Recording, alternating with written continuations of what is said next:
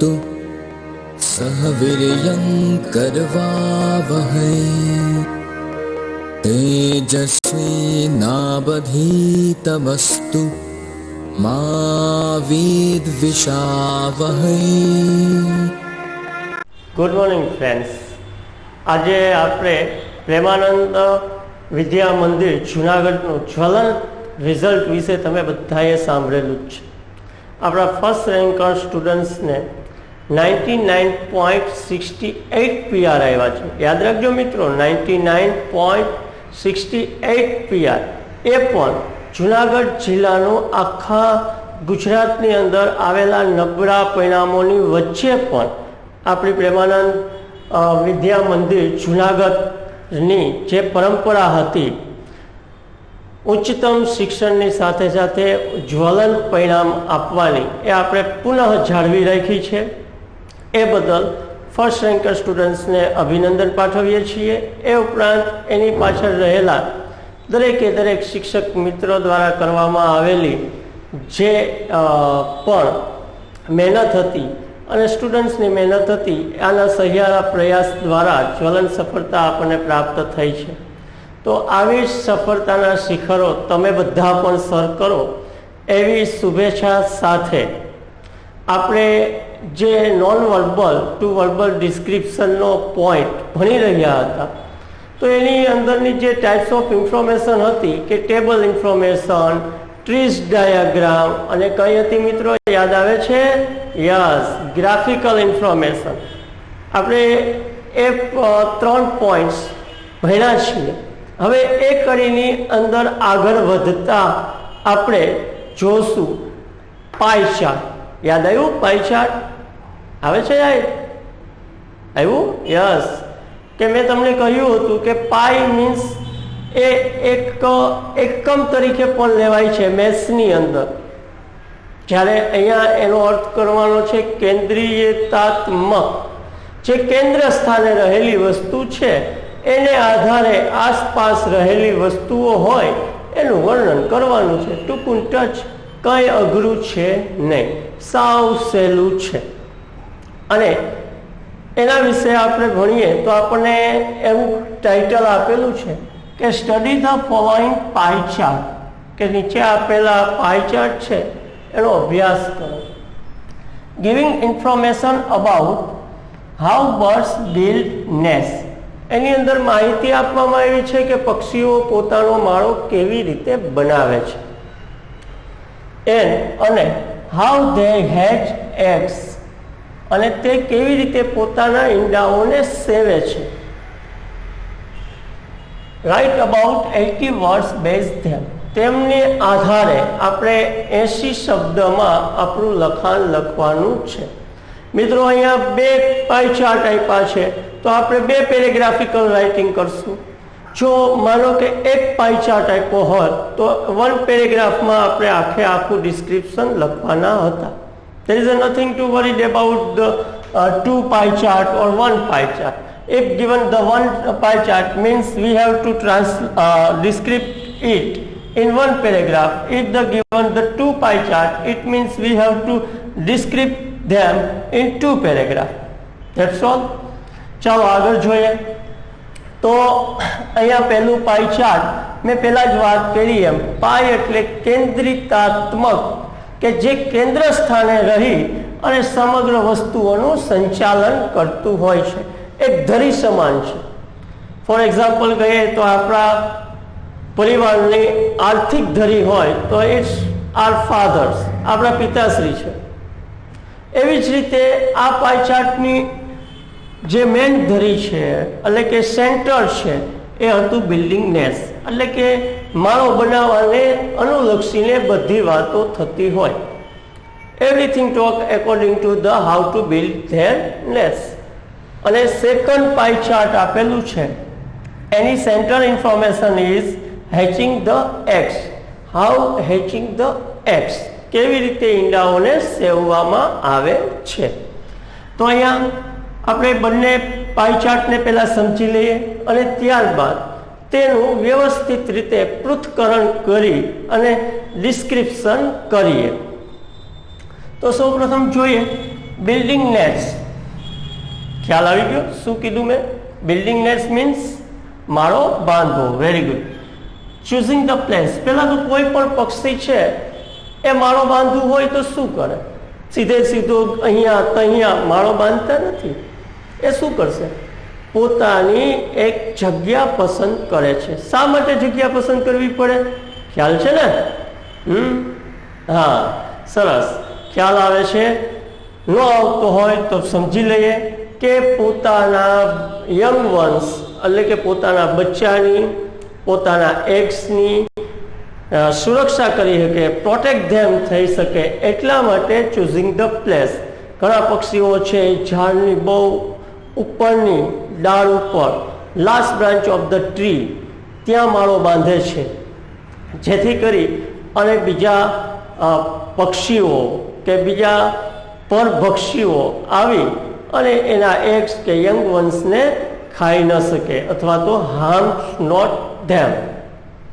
તો આપણે જોઈએ તો choosing the place essential requirement પહેલી આવશ્યકતા એ છે કે જગ્યાની પસંદગી. આપણે પણ મકાન લેવા જતા હોય તો આપણે પણ પહેલાં લોકેશન નિશ્ચિત કરીએ કે મારે આ વિસ્તાર આ એરિયામાં લેવો છે.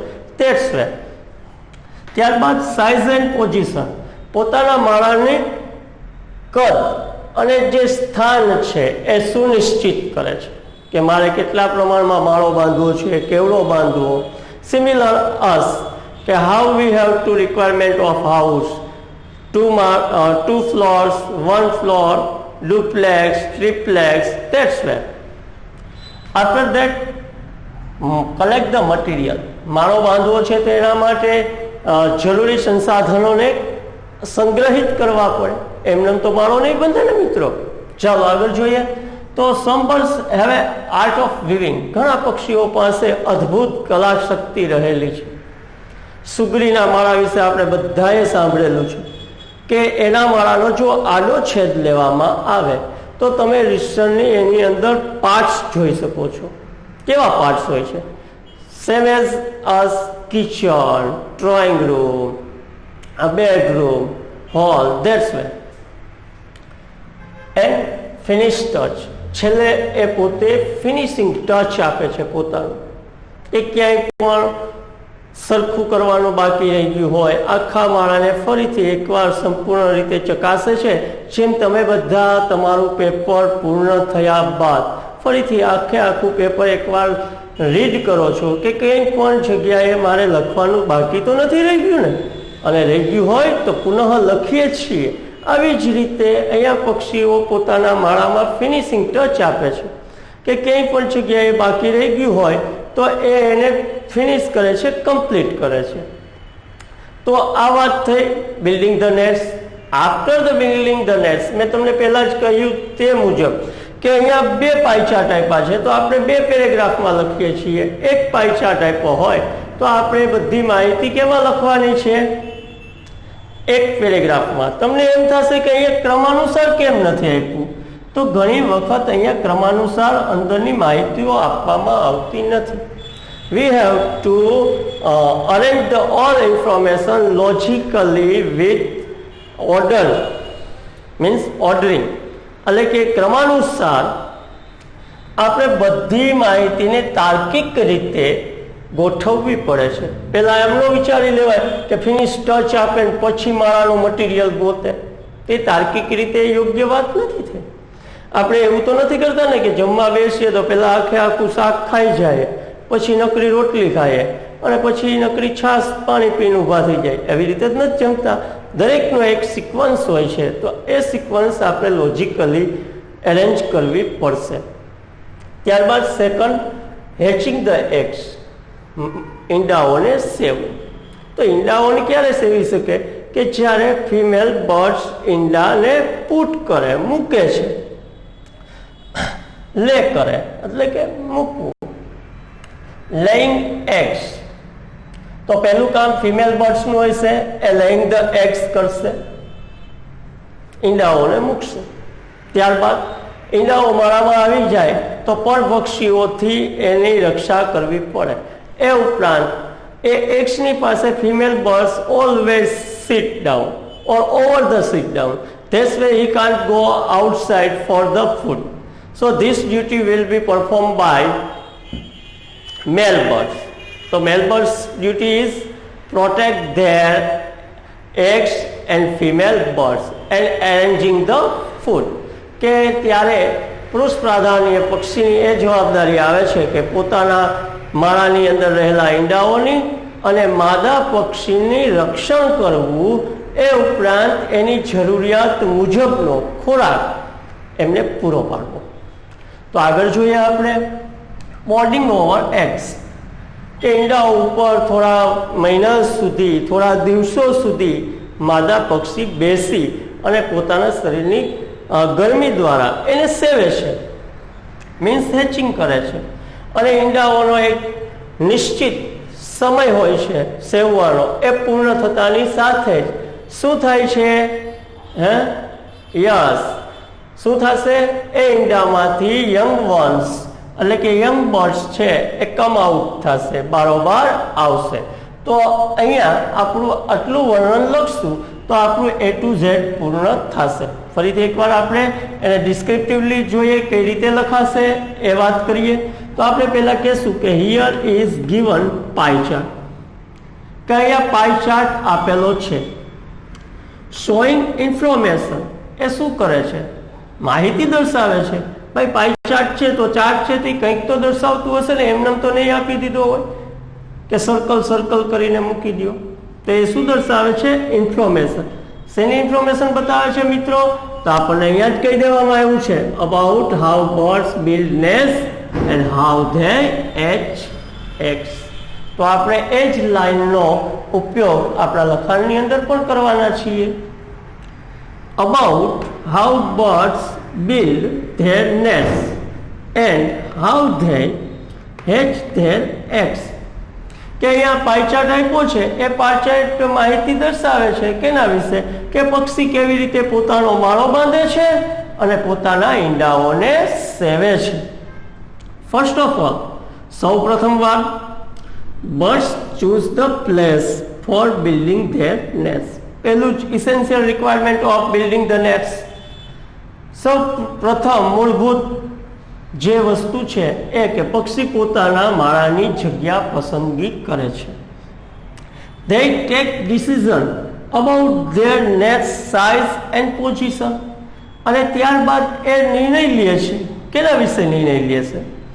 યસ, પોતાના માળાના કદ અને સ્થાન વિશેનો એ આખરી નિર્ણય લેશે કે મારે એટલા સાઇઝનો માળો બનાવવો છે, જેનું સ્થાન છે એ topper branch of the tree રાખવાનું છે, અથવા તો hanging of the branch tree રાખવાનું છે, અથવા તો એની બિગ બિલ્ડિંગ્સ રૂફ હેંગિંગ રાખવાનું છે. This way they have to taking the decision. તમને એવું થશે મિત્રો કે અહીંયા મેં નેક્સ્ટ એસ કરીને પછી અહીંયા એપોસ્ટ્રોફી કરી પણ એસ કર્યો નથી. તો that is the technical point of English grammar, કે જ્યારે પણ વર્ડ્સની પાછળ એસ આવતો હોય અને આપણે એપોસ્ટ્રોફી એસનો ઉપયોગ કરવો હોય તો we have to not need to write down the second S. બીજો આપણે એસ લખવાની જરૂરિયાત નથી. That time we just mark out as a apostrophe. ત્યાં આપણે માત્ર એપોસ્ટ્રોફી માર્ક કરી દઈએ તો પણ ચાલે. ચાલે મીન્સ એમ જ થશે. Size and position, they collect, તેઓ એકઠું કરે. તમને એમ થશે કે મેં અહીંયા જે ટેન્સ યુઝ કર્યો એ શા માટે સિમ્પલ પ્રેઝન્ટ ટેન્સ યુઝ કર્યો છે? ખ્યાલ આવે છે? સિમ્પલ પ્રેઝન્ટ ટેન્સ શું બતાવે છે મિત્રો? બોલો જોઈએ. યસ, દરરોજ, બરોજ, નૈતિક, નિયમિત, દૈનિક જે ક્રિયાઓ છે એ બતાવે છે. તો પક્ષી એક દરરોજ માળો નથી બાંધતા, પણ જ્યારે જ્યારે માળો બાંધે છે ત્યારે આના ક્રિયાઓને પુનરાવર્તિત કરે જ છે. માટે આપણે એને સાદા વર્તમાન કાળની અંદર means simple present tense we have to descript it. They collect material like cotton, dry leaves, twigs, etc. Material means સંસાધનો, માળા બાંધવા માટે જરૂરિયાતની વસ્તુઓ. તો એ લોકો શું કરે છે? કલેક્ટ કરે છે. કલેક્ટ મીન્સ સંગ્રહિત કરે છે. શું સંગ્રહિત કરે? મટીરિયલ લાઈક, સંસાધનો જેવા કે કોટન, કોટન મીન્સ રૂ. ડ્રાય લીવ્સ, સૂકા પાંદડાઓ, ટ્વિન્સ, સૂકી ડાળીઓ, ઇટક્ષા વગેરે વગેરે. લાઈક ક્લોથ્સ લઈ આવે, કપડાના ટુકડાઓ હોય છે, એનો પણ માળા બાંધવામાં પક્ષીઓ ઉપયોગ કરે છે as a caution. Caution means ખ્યાલ છે ને, ગદ્દો, જે ગાદલું હોય છે તે, કુશન જેને કહીએ. Some birds have extraordinary quality of weaving their nest. ઘણા પક્ષીઓ પાસે અદ્ભુત કલાત્મક વણાટ શક્તિઓ રહેલી છે. જેમ મેં હમણાં જ પહેલા શરૂઆતમાં જ પાઈ ચાર્ટની ડિસ્ક્રિપ્શન સમજાવતા પહેલા સુગ્રીવના માળાનું ઉદાહરણ આપ્યું છે. That's way. And the last, અને છેવટે અંતે, birds give finish touch to their nest. અને અંતે પક્ષીઓ છે એ પોતાના માળાને ફિનિશિંગ ટચ આપે છે, આખરી માવજત, છેલ્લી માવજત આપે છે. માવજત મીન્સ કે જે બનાવવા માટે જે જરૂરી વસ્તુઓ હતી એ સંપૂર્ણ યથાયોગ્ય રીતે ગોઠવાયેલી છે કે નહીં એની તકેદારી લે છે. Taking care of the last finishing. તો વાત થઈ ગઈ આપણી ફર્સ્ટ પાઈ ચાર્ટની. હવે માનો કે એક્ઝામમાં એક જ પાઈ ચાર્ટ આપ્યો તો ઇટ્સ ઇનફ, તો આપણે સેકન્ડ લખવાની જરૂર નથી. ક્વેશ્ચન પેપરમાં આપણી પાસે સેકન્ડ પાઈ ચાર્ટ આપેલો છે, તો શું કરવું? સેકન્ડ આપેલો હોય તો શું કરવું? તો એના માટે સેકન્ડ પેરેગ્રાફમાં લખવાનો છે. જો ન આપ્યો હોય તો ફર્સ્ટ પેરેગ્રાફમાં કમ્પ્લીટ થઈ જશે. ફિમેલ બર્ડ્સ લે there eggs into there nest. જે બનાવેલો માળો છે પક્ષીઓ દ્વારા, એ માળાની અંદર માદા પક્ષી છે એ પોતાના ઈંડા મૂકે છે. Male birds take care of female birds and eggs in term of protection, arranging food. કે જે માળામાં ઈંડા મૂકેલા છે અને માદા પક્ષી ત્યાં બેસેલી છે, તો મેલ બર્ડ્સ એટલે કે પુરુષ પક્ષી, પુરુષ પ્રાધાન્ય પક્ષી છે, એનું કાર્ય શું છે? ટેક કેર, તેઓની કાળજી લેવાનું. કેવી, શેની કાળજી લેશે? તો ઓફ ફિમેલ બર્ડ્સ, માદા પક્ષીની, એન્ડ એગ્સ, અને ઈંડાઓની તો છે જ. ઇન ટર્મ ઓફ, શબ્દમાં કહીએ તો કેર લેવાની છે, પણ આપણે શાબ્દિક રીતે વાત કરવી પડે ને કે કેવી કેર લેવાની. ટેક કેર આપણે કહી દઈએ, પણ શું take care? Take care, regularly taken the medicine, take care, rest, આવા શબ્દ પ્રયોગ કરવા જોઈએ જે clear meaning of the sentence કરે છે. તો આપણે લખીએ ઇન ટર્મ ઓફ, શબ્દમાં જો વાત કરીએ તો પ્રોટેક્શન, પહેલાં તો રક્ષણ આપે છે. એરેન્જિંગ ફૂડ, અને ખોરાકની વ્યવસ્થા કરી આપે છે. Female birds boarding over there eggs. જે ફિમેલ બર્ડ્સ છે, માદા પક્ષી છે, એ ઈંડાઓ ઉપર થોડા સમય સુધી બેસે છે. And hatching them for some time, અને થોડા સમય સુધી આ ઈંડાઓને સેવે છે. આપણા દરેકનું શરીર છે વોર્મ છે, હૂંફાળું છે, તો એ માદા પક્ષી પોતાના શરીરની ગરમી દ્વારા પોતાના ઈંડાઓને સેવે છે. After the couple of days, થોડા દિવસો બાદ, young birds come out into the eggs. અને યુવા પક્ષીઓ છે, મતલબ કે પક્ષીના બચ્ચાઓ છે, એ ઈંડામાંથી બારોબાર આવે છે અને પોતાના જીવનની શરૂઆત થાય છે. તો હવે આપણે ત્યારબાદ અહીંયા મેં તમને કહ્યું હતું એમ ટેબલ પૂર્ણ કર્યું, ત્યારબાદ ટ્રીસ ડાયાગ્રામ કમ્પ્લીટ કર્યું, ત્યારબાદ આપણે ગ્રાફિકલ ઇન્ફોર્મેશન સમજ્યા, ત્યારબાદ પાઈ ચાર્ટ, અને હવે એની જ આગળની કડીમાં આપણે વાત કરીએ એટલે કે another types of information of data. તો that is the information of data. અહીંયા કોઈ ટેબલ નથી આપ્યું, કોઈ પાઈ ચાર્ટ નથી આપ્યો, કોઈ ગ્રાફ નથી આપ્યો, માત્ર માહિતી આપી દીધી છે. માહિતી કેવી છે? અડધી આંકડાકીય છે અને માત્ર હાઇલાઇટર વર્ડ છે. તો આપણે એના વિશે સમજીએ. આ પોઈન્ટની અંદર તમને કોઈ એથ્લીટ્સની કોઈ રમતવીરની એક દિવસની એની ડેઇલી એક્ટિવિટીનું પેજ પણ આપી શકે. બીજું પૂછવા ધારે તો અહીંયા કોઈ પણ લીડર્સ છે, national leader like prime minister, એનો 1 ડે પ્રોગ્રામ હોય તો એ પ્રોગ્રામની માહિતી આપણને આપવામાં આવે અને એના આધારે આપણે એનું ડિસ્ક્રિપ્શન કરવાનું રહે છે. અને થર્ડ, આવી રીતે કોઈ બજેટિંગ અંદાજપત્ર, જેમાં તમે બધા માહિર છો મારા કરતાં પણ, બધાને અંદાજપત્ર એટલે શું, કેવી રીતે એનું કાર્ય કરવું, કેમ એનું રીડ થાય, હાઉ ટુ એપ્લાય ઇટ, આ બધું મારા કરતાં ઘણું સારી રીતે જાણો છો ને? Very good. તો અહીંયા 3 ટાઈપ્સથી પૂછી શકાય. આ રીતે ઇન્ફોર્મેશન આપશે. એ ઉપરાંત ડઝ એન્ડ ડોન્ટ્સના અર્થમાં આપવામાં આવશે હજી ઇન્ફોર્મેશન, અને કોઈ એથ્લીટ્સનું 1 ડે એક્ટિવિટી પેજ આપવામાં આવ્યું હશે, અથવા કોઈ નેશનલ લીડરનો 1 ડે ટૂર પ્રોગ્રામ. આટલું યાદ રાખજો. આમાંથી કોઈ પણ આવે, ગભરાવાની જરાય જરૂર નથી, અને તમે કોઈ ગભરાવશો પણ નહીં, કારણ કે તમે સારી રીતે લખી શકો છો એ મને ખ્યાલ છે.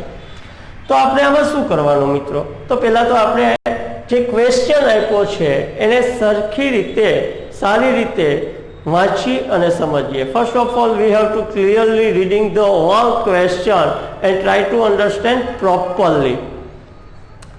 First, here is an information given about Mr. Karthik Sheth's budget.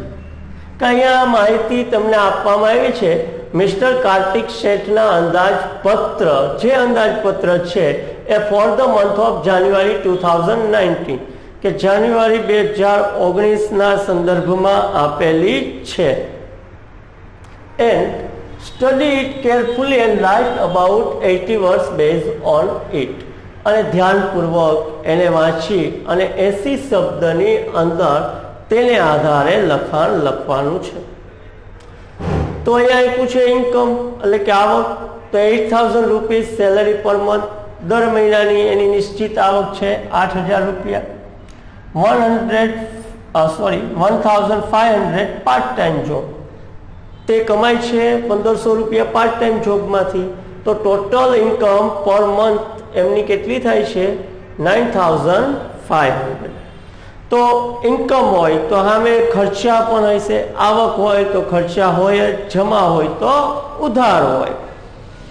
તો રેગ્યુલર એક્સપેન્સ, એનો નિયમિત એક્સપેન્સ, ખર્ચાઓ કેટલા છે જોઈએ. 2000 રૂપીસ હાઉસ રેન્ટ મંથલી, દર મહિને એને 2000 રૂપિયા ભાડા પેટે ચૂકવવાના છે મકાનના. 3500 રૂપીસ ફૂડ એન્ડ વેજીટેબલ્સ, એ દર મહિને 3500 રૂપિયા અનાજ કરિયાણું, grocery item and vegetable buying કરવા પાછળ એક્સપેન્સ થાય છે તેમના. 600 રૂપીસ મિલ્ક, દૂધનો એને 600 રૂપિયા જેવો ખર્ચો છે. 300 રૂપીસ મેડિસિન, 300 રૂપિયા જેવું તેઓને દવાનો ખર્ચો પડે છે. 500 રૂપીસ ફી ફોર ચિલ્ડ્રન, અને 500 રૂપિયા તેના બાળકોની ફી છે, સ્કૂલ ફી.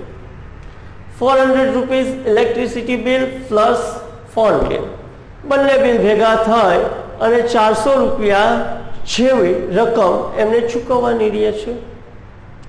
600 રૂપીસ મિસેલિયન્સ, અને 600 રૂપિયા પરચુરણ ખર્ચા છે.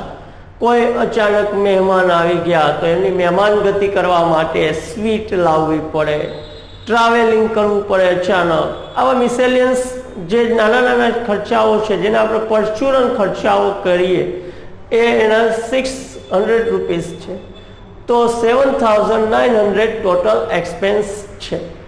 તો આપણે જોઈએ અહીંયા કે here is given an information showing about mister Kartik Sheth's budget.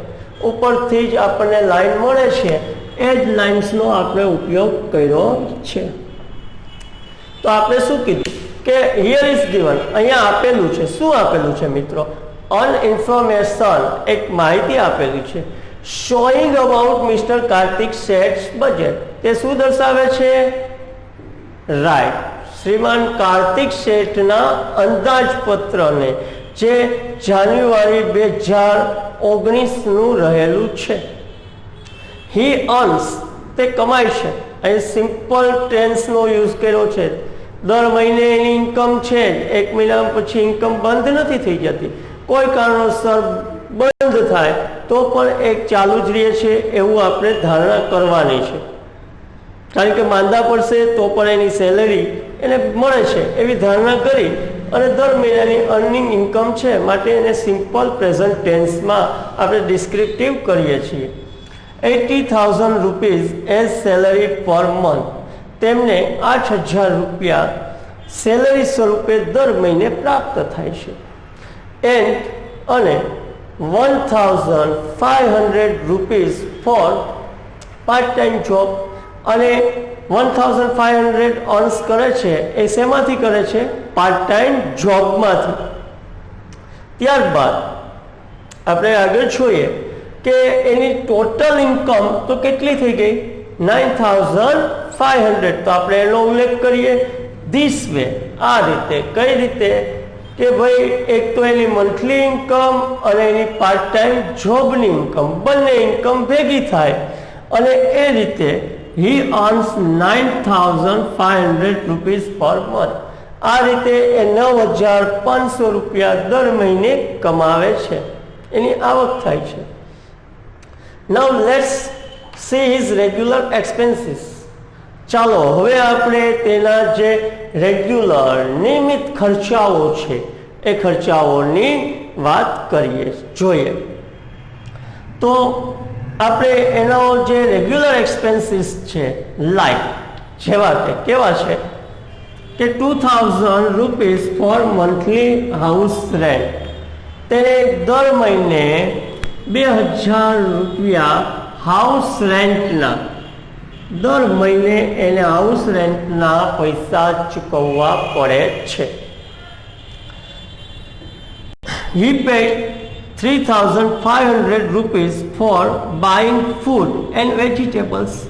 હવે અહીંયા ફૂડ લખ્યું છે તો અહીંયા તૈયાર ખોરાકની વાત નથી થતી મિત્રો. ફૂડ મીન્સ ગ્રોસરી આઇટમ, ખાદ્ય ચીજ. ખાદ્ય ચીજની અંદર ઘઉં, ચોખા, ખાંડ એટેક્સ્ટ્રા જે આપણે ગ્રોસરી આઇટમ કહીએ છીએ, આવી આઇટમો એ ખરીદે છે. અને સાથમાં વેજીટેબલ્સ, તો એને દર મહિનાના 3,500 રૂપિયા એક અનાજ કરિયાણું અને શાકભાજી ખરીદવા પાછળ એનો એક્સપેન્સ રહેલો છે. ઘરની અંદર ખાદ્ય વસ્તુઓ લાવે છે. હી સ્પેન્ડ્સ 600 rupees four milk and 300 rupees four medicine. તે દૂધ પાછળ, દૂધ ખરીદવા માટે 600 રૂપીઝ પે કરે છે and 300 rupees pay for medicine. So you have to think about, can I use the simple present tense? It means he regularly taken the 300 rupees medicine. Yes, right. That's why he is declared as a regular expenses. Otherwise, this some amount of is included in the miscellaneous. Okay, he want to every month buying medicine. That's why. કે તમને એવું થશે કે અહીંયા sir તમે શા માટે સ્પેન્સ મતલબ સાદા વર્તમાન કાળનો ઉપયોગ કર્યો છે? સાદો વર્તમાન તો રોજિંદી ક્રિયાઓ બતાવે છે, નિયમિત બનતી ક્રિયાઓ બતાવે છે. તો આ પણ દર મહિને બનતી નિયમિત ક્રિયા જ છે કે એને 300 રૂપિયા છે એની દવાઓ નિશ્ચિતપણે લેવી જ પડે છે. આગળ જોઈએ. He pays fee 500 rupees for children. તે પોતાના બાળકના એજ્યુકેશન, શિક્ષણની પાછળ 500 રૂપિયા ફી છે એ ચૂકવે છે. He pays 400 rupees of electricity bill and phone bill. અને તે 500 રૂપિયા 400 રૂપીઝ 400 રૂપિયા છે એ વિદ્યુત શુલ્ક અને દૂરભાષ શુલ્ક એટલે કે ટેલિફોન બિલ અને ઇલેક્ટ્રિસિટી બિલના બંનેના ભેગા મળી અને 400 રૂપિયા પે કરે છે, ચૂકવે છે per month. Last one is miscellaneous means આપણને ખ્યાલ જ છે પરચુરણ ખર્ચાઓ કે જે ખર્ચાઓ ઉપર કોઈ નિયંત્રણ રહેતું નથી. ફોર એક્ઝામ્પલ, આપણે માર્કેટમાં ગયા હોય ને મિત્ર મળી જાય, આપણે એની સાથે બ્રેકફાસ્ટ કરીએ, કોલ્ડ ડ્રિંક્સ લઈએ, આઈસ્ક્રીમ ખાઈએ, તો એ ખર્ચાઓ છે એ નિશ્ચિત નથી હોતા અને આવા ખર્ચાઓને we have to not mark out as the chronicle order. This way we have to that type of expenses including in the miscellaneous. કે આવા ખર્ચાઓને આપણે ક્રમાનુસાર લખી નથી શકતા એક એકના નામ અનુસાર. એટલા માટે આવા ખર્ચાઓ માટે આપણે કયો ખર્ચો એક નિશ્ચિત કર્યો છે? પરચુરણ ખર્ચ. Very good. આગળ જોઈએ. His miscellaneous expense is 600 rupees. એના પરચુરણ ખર્ચા છે એ કેટલા છે? 600 રૂપિયા. This way, આ રીતે he saves 600 rupees into his income. આ રીતે એ દર મહિને 1600 રૂપિયા બચાવે છે. કેમાંથી બચાવે છે? into his income. પોતાની આવકમાંથી એ દર મહિને કેટલા રૂપિયા બચાવશે? 1600 રૂપિયા. તો તમને એમ થયું કે આ તો રકમ ક્યાંય આપી નથી, કેવી રીતે તમે લખ્યું? સાવ સહેલું છે અને તમે બધા તો એવા માહિર જ છો કે આવક અને જાવક ના જે લેખા જોખા છે બજેટની અંદર એનું મેળવણું કરવાનું, ઇવેલ્યુએટ કરવાના. તો 9,500 રૂપીસ એની ઇન્કમ હતી, તો એમાંથી 7,900 જે એના એક્સપેન્સ છે ટોટલ એ કટ કરવામાં આવે અને after the last amount of the sum it will be convert as a saving. કે રેગ્યુલર આવકમાંથી ખર્ચો બાદ કરતા જે આવક આવે છે, જે રકમ આવે છે એ શું બની જાય છે? એનો સેવિંગ બને છે, એને બચાવેલા પૈસા બને છે. તો મિત્રો, આશા રાખું છું કે તમને બધાને વ્યવસ્થિત સમજાઈ ગયું હશે અને આપણે આગળની કડી તરફ હવે નોન વર્બલ ટુ ઇન્ફોર્મેશનને આગળ લઈ જશું.